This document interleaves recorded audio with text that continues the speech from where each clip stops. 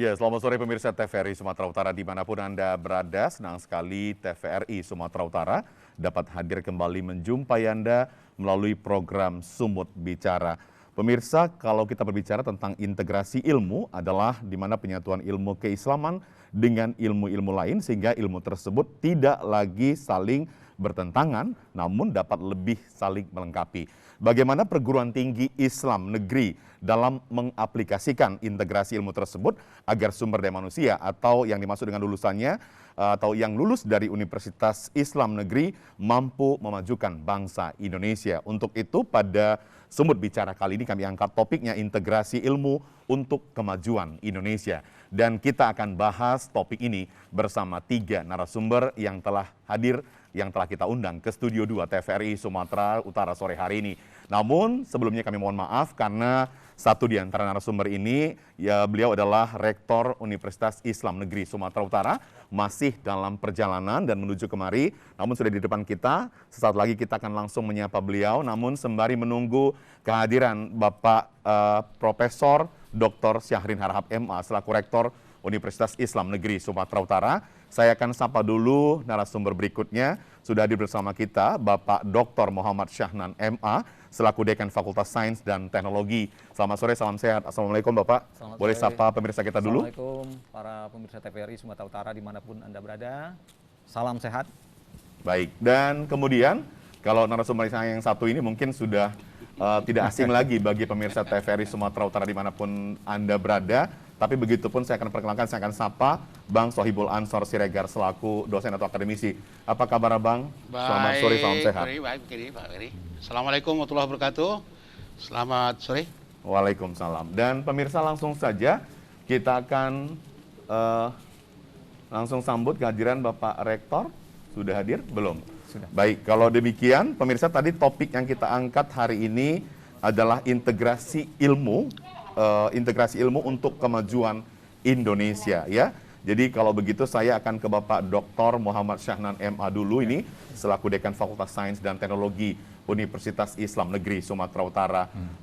Pak Doktor, kalau kita bicara tentang integrasi ini, bagaimana mengintegrasikan antara ilmu, sains, dan agama? Ini kan memang agak sulit paradigma banyak orang. Padahal kalau kita tahu ini sejak tahun 1970 ini sudah dilakukan oleh cendekiawan kita begitu. Silakan. Terima kasih Pak Geri.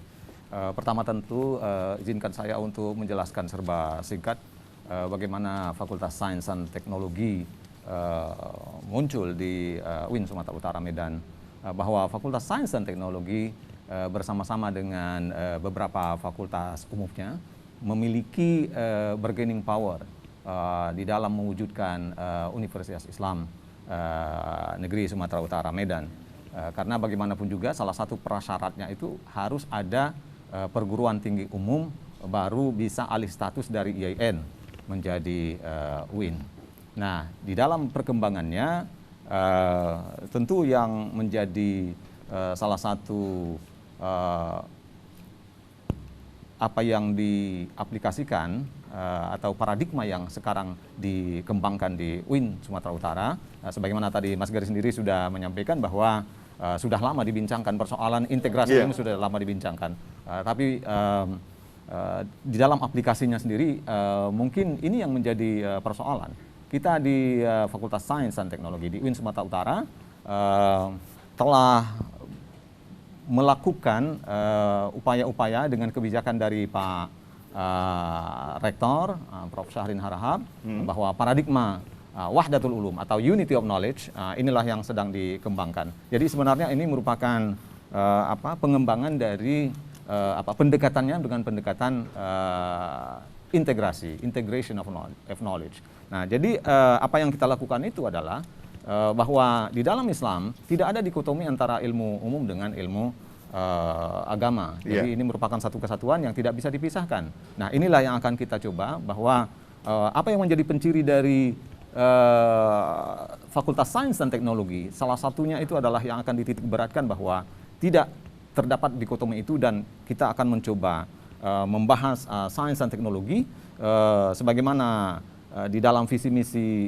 Fakultas Sains itu adalah untuk unggul dalam di bidang sains dan teknologi lingkungan dengan paradigma Wahdatul Ulum di tingkat nasional pada tahun 2030. Nah, saya belum menjelaskan kira-kira seperti apa itu dilakukan. Nah, saat ini dengan adanya upaya-upaya ada perombakan yang luar biasa dari sisi kebijakan, dari sisi kurikulum, juga sekarang sedang dalam proses. Sudah kita lakukan itu, dan sesungguhnya seperti yang Mas Giri sampaikan tadi, di dalam pembelajaran, di dalam penelitian ini sudah dilakukan. Nah, misalnya karena kita fokus kepada persoalan yang menyangkut tentang lingkungan, karena masalah lingkungan ini adalah masalah climate change, adalah merupakan satu isu yang justru lebih berbahaya, lebih besar menurut para ilmuwan daripada dampak COVID-19. Nah, jadi kita fokus kepada isu yang terkait dengan lingkungan. Nah, jadi ini sudah kita lakukan di dalam penelitian, di dalam pembelajaran, sudah dalam proses, dan alhamdulillah ini sudah berjalan. Kita doakan, kita harapkan nanti terobosan-terobosan yang dilakukan oleh Fakultas Sains dan Teknologi Universitas Islam Negeri Sumatera Utara ini dapat berjalan seperti apa yang diharapkan, sehingga mampu memecahkan masalah terkait dengan lingkungan itu sendiri. Begitu ya, Pak Dekan. Dan pemirsa, seperti yang saya sampaikan di awal tadi, kita juga telah mengundang Bapak Rektor Universitas Islam Negeri Sumatera Utara, Bapak Profesor Dr. Syahrin Harahap, MA, dan sudah hadir bersama kita. Pak Rektor, apa kabar? Assalamualaikum. Silahkan Bapak. Silahkan Bapak. Waalaikumsalam. Baik. Oke. Pak Rektor udah nggak tergesa-gesa lagi ya? Iya. Pak Rektor, sebagai mukadimah, meskipun tadi sudah saya banyak tanya ini kepada Pak Syahnan selaku Dekan Fakultas Sains dan Teknologi Universitas Islam Negeri Sumatera Utara, tapi nampaknya tidak lengkap kalau tidak diawali oleh Rektor dulu ini sebagai pembukaan. Terkait dengan pembukaannya kepada Pak Rektor, saya bertanya ini, menurut Bapak, di mana peran strategis PTKN dalam kehidupan berbangsa dan bermasyarakat? Begitu Pak Rektor, silakan Pak Rektor. Dunia sekarang ini mengalami perubahan yang luar biasa akibat berbagai kasus, termasuk COVID-19 yang telah menabrak semua aspek kehidupan kita. Dalam menghadapi perubahan ini, seringkali masyarakat mengalami kegamangan. Kemana arah dan bagaimana kita harus menghadapi perubahan ini dengan baik, dengan tetap menjadi Indonesia. Perguruan tinggi berfungsi sebagai pelita, memberikan petunjuk, memberikan pikiran-pikiran, memberikan logika-logika dan jalan keluar bagi setiap masalah yang dihadapi oleh umat manusia. Dan oleh karenanya perguruan tinggi harus berlari lebih cepat bila dibanding dengan keadaannya sebelumnya. Saya kira itu. Baik, ini mukadimah yang masih diawali oleh Rektor. Saya ke Bang Sohibul. Bang Sohibul, kalau dari segi sosiologinya, ini sejauh apa sih manfaat daripada integrasi ilmu ini, menyatukan antara ilmu agama Islam dan juga ilmu pengetahuan? Sebetulnya sudah cukup lama itu nestapa ilmu pengetahuan masyarakat modern. Terpilah dia itu. Dikotomi itu menyengsarakan. Ada istilah perguruan tinggi menara gading begitu tuh. Dia bisa mengembangkan apa saja yang dia mau, tapi nggak membumi, seolah tidak menyuluh, seperti Pak Rektor bilang tadi itu, peran ilmu pengetahuan teknologi itu, dikotomi. Jadi science for science, ilmu untuk ilmu, itu paradigma lama, tapi hingga hari ini tetap saja begitu terjadi. Nah, di UIN mungkin bahasanya ilmu amaliyah, amal ilmiah, gitu ya, sesuatu yang memang harus realisasikan untuk perubahan sosial, perbaikan sosial, maslahat sosial masyarakat. Itu dia.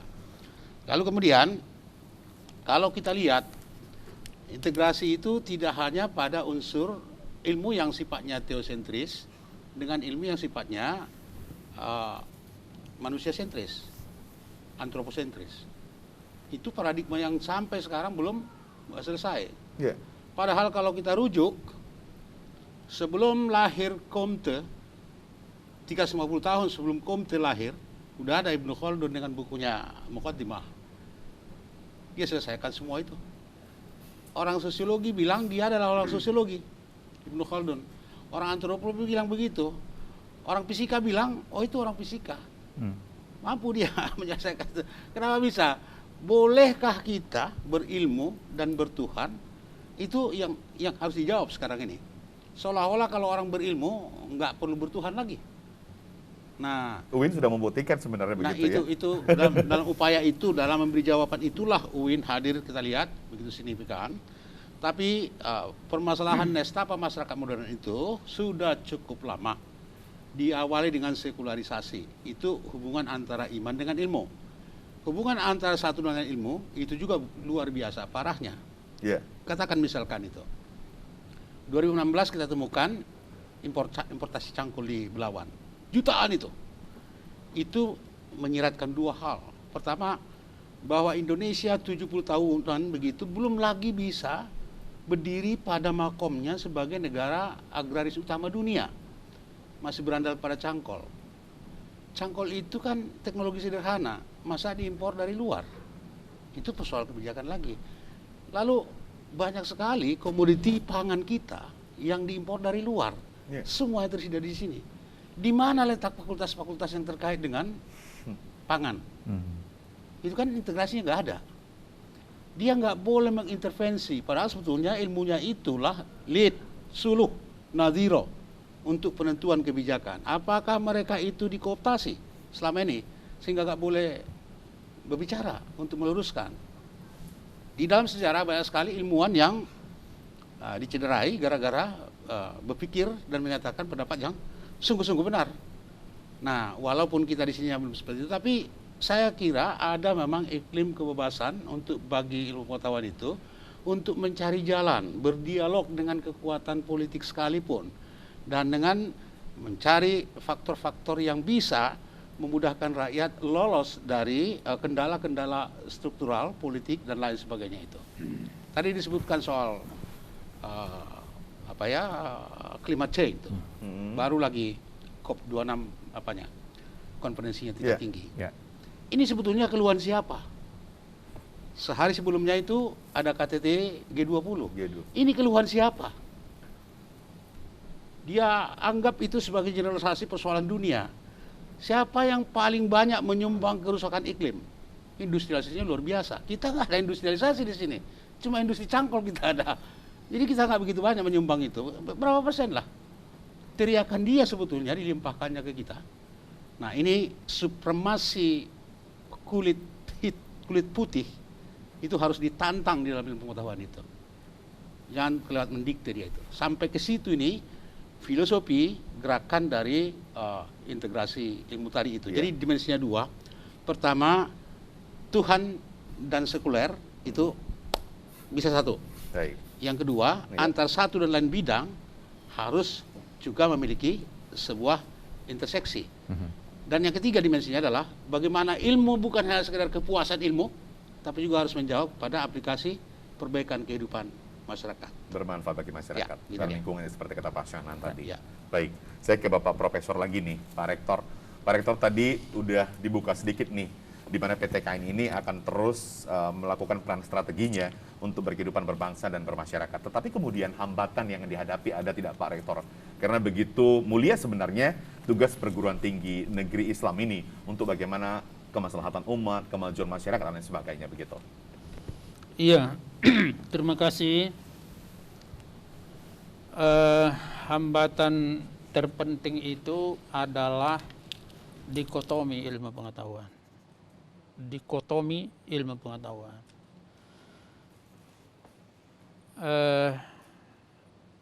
Saya ingin mulai dengan menjelaskan bagaimana dikotomi itu terjadi. Ilmu ini kan, saya ingin kita sederhanakan dulu. Ilmu ini sebenarnya apa? Terlepas dari semua definisi yang diberikan oleh para ahli. Saya ingin mengatakan bahwa ilmu ini mencari, mengetahui, dan memanfaatkan ciptaan Tuhan. Sebenarnya ilmu itu aja. Nggak mungkin ilmu ini mencari di luar ciptaan Tuhan. Iya. Iya kan? Luar biasa Pak. Jadi dunia dengan segala isinya diciptakan Tuhan. Iya.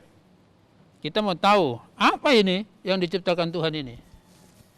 Nah, sekarang terjadi dikotomi. Dikotomi itu 5. Dikotomi vertikal. Para ilmuwan terpisah dari Tuhannya. Dipikirnya, kalau dia ahli ekonomi, itu yang dikerjainya, yang dipikirkannya bukan buatan Tuhan. Padahal sebenarnya ekonomi apapun yang kita kerjakan itu, yang kita pelajari, yang kita kembangkan, itu ciptaan Tuhan. Bagaimana Tuhan menciptakannya, bagaimana Tuhan mengembangkannya, bagaimana Tuhan menghancurkannya. Ilmu bicara tentang itu. Jadi dikotomi vertikal. Dikotomi horizontal yang kedua, tadi sudah dijelaskan Pak Saiful Ansor. Dikotomi itu antara ilmu agama yang satu dengan ilmu agama yang lain itu enggak nyambung. Ilmu tafsir dengan dakwah enggak nyambung, ilmu hukum dengan filsafat enggak nyambung. Jadi terjadi dikotomi secara horizontal. Dikotomi horizontal yang kedua antara apa yang Bapak sebut tadi, ilmu umum